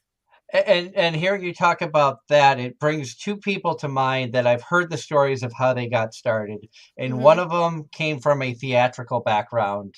Okay. Have you ever heard how J. Michael Tatum got started in anime? No. He was a guest on the show many years ago, and he told us that Christopher Bevins is a persuasive bastard, and that is a quote from J. Michael Tatum. They were in a theater production together. Okay. And Chris was like, Michael, you make a great voice actor. You have a great voice. And after months of nagging him, he finally talked Tatum into coming into the booth. This is just an audition. Yeah. It's not going to take much time. Tatum goes, 4 hours later, I come out of the booth, and I look at him, and he's like, oh, can you just sign here? This is just some paperwork saying that you were here and da-da-da-da-da. So Tatum's like, okay, fine, I'll just sign it. Not even looking at what he's signing. Always read everything you sign, for one. Okay, continue. And he goes, by the way, how do you get anything done around here if an audition takes 4 hours? And Chris goes, oh, I'm sorry, that wasn't an audition. You just recorded the first 6 episodes of this show. What you just signed was a contract, so we know where to send the paycheck to. Congratulations, you're now a voice actor. I love that so much. That is an exception, okay? That doesn't normally happen, but that's a great story. And an even bigger exception to getting into voice acting was Morgan Berry. Oh yeah, I have met Morgan Berry, but I don't know her story. She won a contest at I think it was HaberCon, a fan convention for Todd Habercorn. where they had people go up I love Todd. and voice act, and whoever won that won the chance to audition at Funimation. She won it. Oh my god! No, I did not know that about. That's how Morgan. she got into Funimation, and audition, which led to some wallas, which led to some unnamed roles, which led to the career that she has now. Wow! Wow! So, These are great stories. They're, I like you feel were like they're saying, better than mine. everybody comes in with a different background, Mhm. and it's it goes to show that it doesn't matter who you are or where you come from, as long as you have the drive Mhm. and you don't give up. Yeah. You can do it. Totally. And in the words of Monty Ohm, who was the creator of one of my favorite web shows, Ruby, keep moving forward. Yep. That Always. is the quote he was known for before he passed away. Mm-hmm. Always. What else are you gonna do? Where we move forward, whether we want to or not. This is how life works, how time works. Well, as we know. But anyway, Exactly. that's another conversation about time. Awesome. Well, I have to go in just a few minutes, but I wanted to know if there was any other specific questions or things you wanted to chat about. Before you leave us, and I know, thank you so much for coming on and joining us tonight. It has been an honor and a pleasure to Thanks for chat and having get to me. know you. You too. We have a segment on the show that we call our shameless plugging section, where you're able to promote yourself, social media, any events coming up, any projects you are allowed to talk about that you want to promote. Feel free to. The floor is yours. Okay. Well, on all socials, I'm just Kelly Baskin VO, as in like voiceover. No relation to Baskin Robbins and no relation to Carol Baskin. Just gonna put that out there too. That was my most asked question of 2020. I feel like all the projects that I can talk about, I have already talked about, whether on here or on socials or anything. I can't wait to talk about some other stuff, hopefully soon, and it'll be great. But yeah, I'm Kelly Baskin VO. I'm on TikTok, Instagram, Twitter, LinkedIn. All the places. But yeah, come hang out in the. I don't know what to call it. I don't have a whole universe like Todd Havercorn does, but the Baskerinos. I don't know. I'm just shoot. I don't know what I'm It saying. won't be long before we'll see a Kelly Baskin fan page on Facebook, and they will have some sort of creative name. Hopefully, I mean that'd be super fun. Oh my gosh. Baskin with Amber or something. Who knows? Yeah. Oh my goodness. Well, yeah, thank you all so much for having me. It was so great to chat with you, and thanks for all the great questions and recommendations. I really did write them down. So I'm gonna head off, eat dinner, and play Zelda because I have to talk about that on another podcast I'm doing. And I really, I was supposed to play a lot more of it, and I'm just really bad at video games, so I can't overstate that. We thank you so much for the time. We would love to have you back anytime that you'd like to come Yeah. back on. Oh, thank you. I appreciate that. And I hope that we're able to see you at conventions more in the future, especially coming up in 23. Yes. I am going to conventions. I don't know if I can announce them yet, but you'll see me at some conventions. Keep an eye on her social media pages. She will announce when she can. Yes, and if you want to see me at a convention close to you, wherever in the States, not in the States, wink, wink. Mario, I'd love that's you. We have one of our loyal listeners. Mario is in the UK, so it's like, Mario, bring her out to the UK. Yeah, I would go. I would, if I had to. No, I'm just kidding. I love traveling, whether it's in the States or international. I just love. I love traveling and going to new places. And you know what? I love New England so much. I just like to come back to New England. So yeah. Yes. Thank you again so much for having me. So great to talk with you all. Yes, thank you Likewise, so much. And it's been a pleasure. We look forward to seeing your career continue to grow, and hopefully we see you in more animes and video games in the future. Yay! Cross your fingers. Awesome. Well, y'all have a great night. You as well. Okay, bye. You too. Bye. Bye. Ladies and gentlemen, that was Kelly Baskin. So excited that she was able to join us and hang out for an hour and a half. I knew she was going to be cutting out before the end of the show because of previous obligations. And, it's wonderful that they take the time to come and hang out with us. Ross, to answer Ross's question regarding Carol Baskin, the answer to that is Tiger King on Netflix. I do not to answer HH's question about what part of the UK is Mario in, I don't remember. I think he was close to London because when Then- he had mentioned when you went out there to reach out about the Yeah. possibility of meeting up. And then with all of the delays and everything, I forgot about that and I should have, and blah. So Mario, next time you come on to talk Attack on Titan with her, you can yell at her. And it's funny, my other friend in London, the day we landed in London was the day he flew out to the Philippines for holiday. Of course. And we laughed about that on Facebook, but And I do want to take a moment to thank all of the staff, the vendors, and everybody who attended Anime this weekend. We had a great time, met so many awesome people. Like I mentioned before, I did spend a little too much money.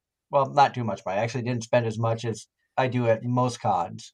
I did buy a figure, but I have said that if I find a canon figure from Love Live Superstar, I would end up buying it. I found, as I showed earlier, I actually found Kuma Bear Gachapon stuff from Japan. There was all from the same vendor. Weekend Anime and Games. They have a brick and mortar store up in Maine, so feel free to check them out. And I did buy an art piece that's still safely in my backpack behind my laptop. So I don't have that to show, but it was a cute piece. I showed it during the live stream today or yesterday after I bought it. So if you want to see that, check out our live stream that we did from Anime on day 2. We did live stream a little bit all 3 days, so you get a feel for what it was like at the con. Lots of interesting conversation. It was great to reconnect with Chris Perry, who has been a part of Anime for many years. At one point, I think he was high up running it. Now he's just a volunteer after some staff changes, but he also works with many conventions throughout New England. It was great to see Scott Metzler, who has been a guest on the show in the past. We hadn't seen him in years. He used to do panels at AAC, Bakuretsu-Con. I don't know if you remember the hentai dubbing or the hentai AMV panel at AAC years ago, Ange. Hentai is not really my thing. It's not really my thing either, but they made AMVs using hentai clips, and they would have a contest where they would pit two AMV video creators against each other, and they would be given limited stuff, and then a random show would be thrown in. So picture like some random hentai video clips that you can use for an AMV, and then you have to throw in like the Inspector Gadget. Or the Brave Little Toaster was one that was thrown in there. Or Frosty the Snowman was thrown in there. And they had to include stuff like that. And then they would have different songs that they had to use. And while they were working on all of that, we would have games that we would play. And he really put on a great panel. That was one of our favorite panels for years at AAC when it was in Manchester, that we had, like, it was J. Michael Tatum's 18 plus panel and his hentai panel that we had to go to. Everything else was if we make it great, but no panels. AAC is, yep, you're laughing at the chat. I am. I won't. We won't taint the childhood. I won't say Nope. Like some of the That's stuff put in was actually pretty funny. They were very creative. that gets into that. Just we had to explain Rule 34 we had to explain Rule 34 to one of my bosses at one point because he just walked in at a very funny moment in conversation, and then we'd been talking about anime, and he questioned whether or not it was hentai. But he didn't really understand what hentai was. And we just when you're the it was just one of those it's funny but cringeworthy and very sitcom moment. And then you tell them, just watch interspecies reviewers. No. The Exactly. anime that basically walks the line and crosses over it a few times. I still haven't seen the uncensored version, so I don't know how bad it is. I just know that if you're watching the censored version, you have like 5 minutes per episode that's just a black screen with sound effects. And I think I'm right there with Julily. It's one of those things where it's if that's your thing, cool, great. Not my thing. I will say like they had some really really cool vendors that were at Anime this year. I was I will honestly say I was surprised to see our friends from Black Knight Anime Games uh out of Vermont had made the trek to Anime, knowing that Anime is a small con. And the biggest thing that I was hearing from the attendees this weekend, and I can honestly say that I've been saying it for years about smaller cons like Anime and Bakuretsu Con. Anime's attendance typically is maybe 200 tops. They might hit close to 300 on a good year.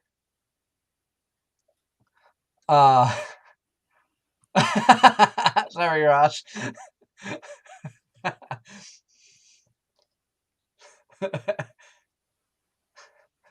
Oh, good God, I know the song too, so that's got me thrown up even more. But Anime is a small con. The beauty of it is you see people all weekend. It's not like Anime Boston or Kineticon where you may have 20 or 30 friends at this con, and unless you have a time and place to meet, you may never see them the entire weekend because there's so much stuff to do and it's so spread out. A smaller con like Anime this weekend, we were talking with people who were like, "Oh, we were at a panel with some people.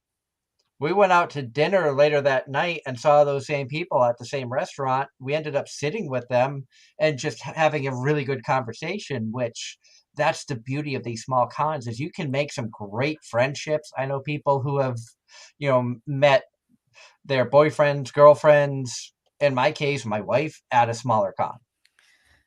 Technically same, and Julily's agreeing with this. This is why I love small cons and events. So laid back and easier to manage. And I will say Anime is one of those cons I really would recommend to anybody, just for the sheer fact of it is a small con. You're not if you're looking for specific merchandise, go to a bigger con. If you're looking for hard to find figures or um, posters or certain anime merchandise, I would recommend going to a Kineticon, an Anime Boston, Anime NYC, something where there's going to be a huge selection of vendors and a huge variety of products to search through. But this gets back to the conversations we've had many times over. What are you, the con goer, looking for or looking to get out of this convention experience? And one thing that was special about Anime this year compared to pre-COVID time, because I've been going to Anime for many years. Sadly, we missed 2017, 2019 for various reasons, and then COVID had them shut down until this year. And they've always been able to bring in a guest or two. Not a million guests, but they had Tia Ballard one year. They've had Terry Doty and Stephen Hoff one year. Caitlin French. The one year that we missed, they had Anthony Bowling and Jeremy Inman, which we were really sad that we missed that one. But Evie being born 6 days before and having some personal things that popped up kept us from making that con. But at these smaller cons, you're able to talk with the voice actors and have more intimate, well, intimate in quotation marks, more of a personal conversation and not feel like you're being rushed out of the room like you would be at, say, an Anime Boston or Kineticon, where there's 40 people lined up behind you for an autograph, and you have maybe a minute or two while they sign to talk, and then just like, okay, next. Yep, and John's pointing out in the chat that some of the anime conventions were virtual, and while that's not something we actually did discuss much on air, I will say the virtual conventions for me personally is not the same. It Like, would. Go ahead, Ange.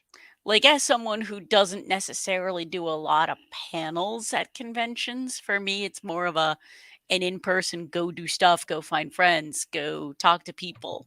The virtual stuff just didn't do it for me. We did sign up for not quite a few, but probably a handful of virtual cons during the pandemic when they didn't have the physical cons going on. And I could see some of the benefits for some of the panels, like the voice actor Q&As and stuff. I could see where they were able to reach out to a wider audience through the virtual, but you lose that in-person touch. You lose that being able to walk up and shake their hand and say hi and have a face-to-face interaction, where much like with us right now, you're seeing our faces on screen. You can't walk up and be like, hi, I'm so and so and it's nice to meet you, type of thing. With the conventions coming back, you have that interaction with other like-minded people. Granted, I might like certain shows that Ange doesn't like, but we still like the same stuff with anime. We're still anime fans. We just have different tastes in what we like. Anime is more of a tabletop and RPG gamer, where I might be more into video games and things of that nature. I mean, and it's also just as simple as what, like, we could go to the same convention and have two very different experiences. Yep. And without going to conventions, we never would have met Angela. If it wasn't for a photo shoot that Ange did with my wife, we never would have met her and her husband. That is not. We met before that, I think. Did we? I don't know. I don't remember now. That's the first time I really remember you. It was from that photo shoot. Then that photo shoot, because I remember being on a cosplayer roundtable show way back when. I thought it was after that photo shoot. You might be right. But I remember one of the questions you asked everybody was, what's your favorite moment from a convention? And of course I shared my engagement story, and then being in the middle of the group to answer that, it was very much well, everyone else is like, well, no, crap, I have to follow that. And Julili says, what about Darren? How did you meet him? I think Darren has died. Yep. Time to adjust that. But we actually met Darren through Facebook. And way back when I first started the show, Darren was a mod of a group called High School of Anime Lovers. And when I first started Anime-Zing Radio 8.5 years ago, my co-host was Brandon Aarons, who was also from High School of Anime Lovers. And so with Darren being a mod for that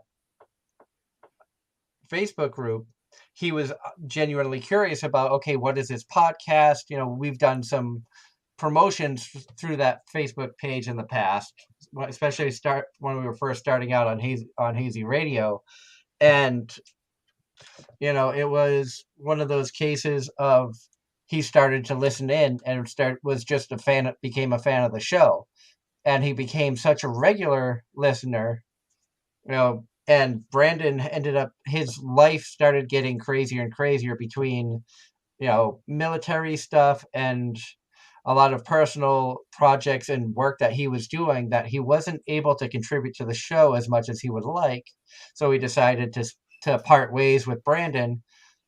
I went through a few different co-hosts, trials, things of that nature, and then decided, you know, with Darren, who was always bringing up a lot of great, you know, information, behind the scenes stuff, you know, news bits that he was finding through the Facebook groups that he moderated.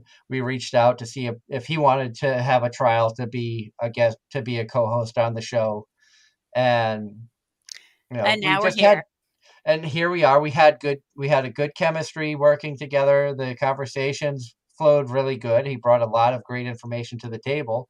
And, you know, that was back before having the two jobs that he has now. And then with his work schedule, I understand he's exhausted by the time Sunday comes. And so when he falls asleep, it's no surprise, I think, to anybody.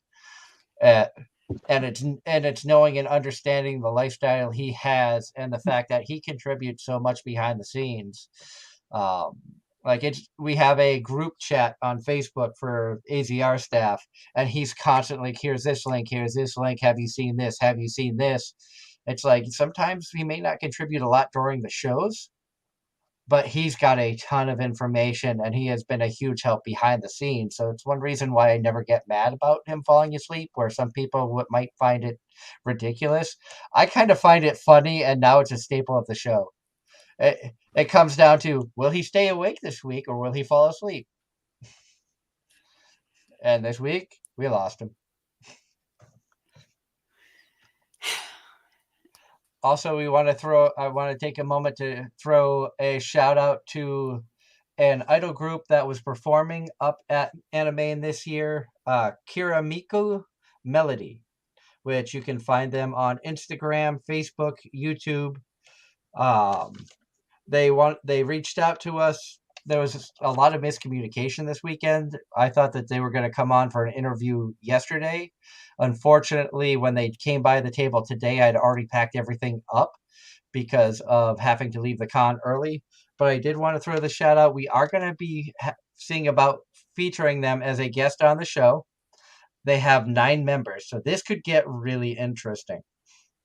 Really want to see about if they can get all 9 members. I told them that I think with StreamYard we can have up to 10 people on at one time. So they're going to try to condense down to like three or four different cameras for all of them. So they're going to try to be together. So they could be joining us here hopefully before the end of the year. They have a date that may work, but the 3 girls that I talked to, they wanted to talk with the rest of the team to make sure everybody could make it. So keep an eye on our Facebook page. We will update the schedule as we get more guests. I have to reach out to someone that I had been in email contact with, but then when Anime popped up, things got crazy. I haven't been able to communicate with them as much as I would like to.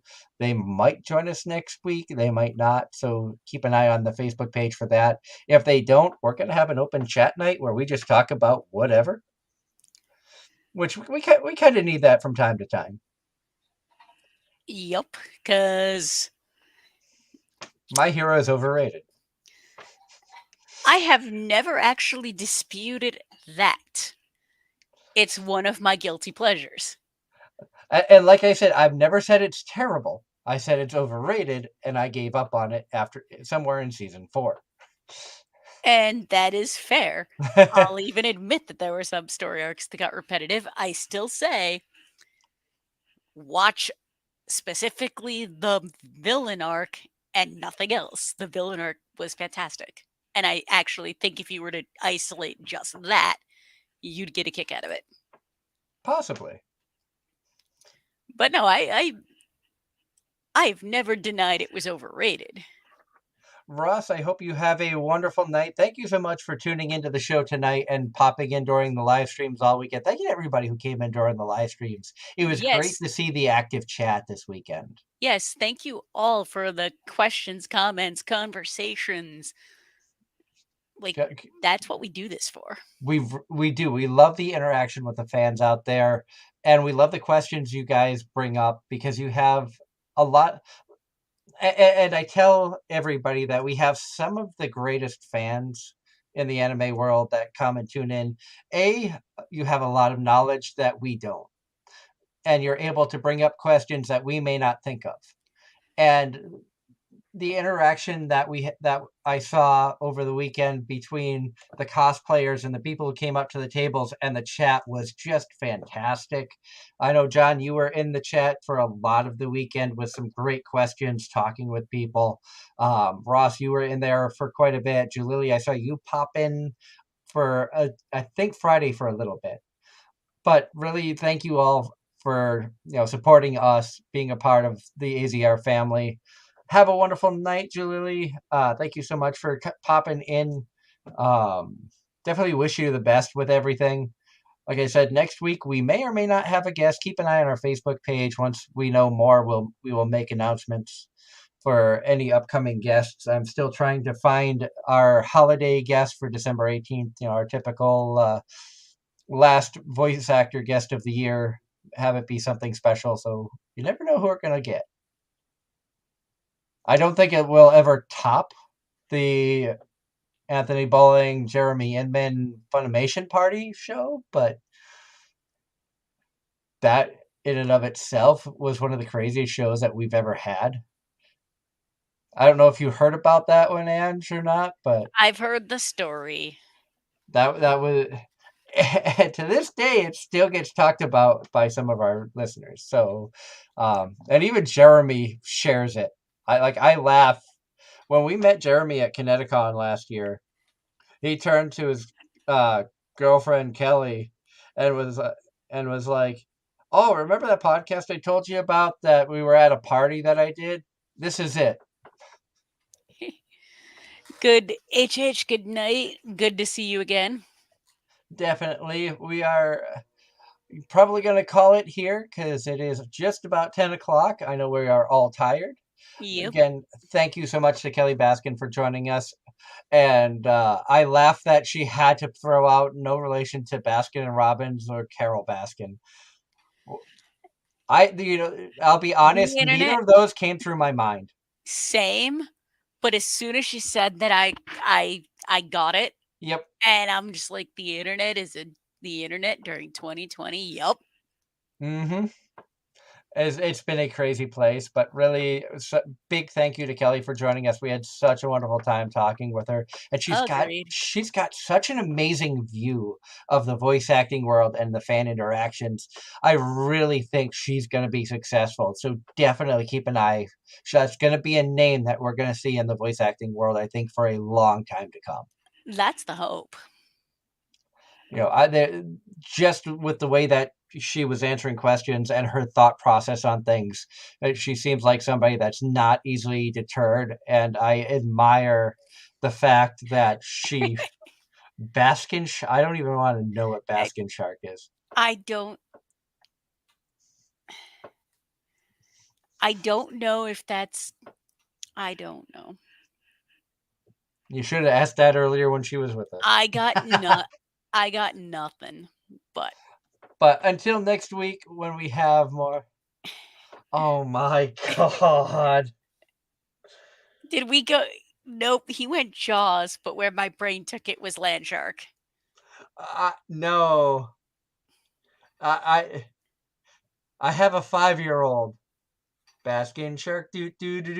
Oh, Baby Shark. Baby Shark. Okay. Oh my God. Really?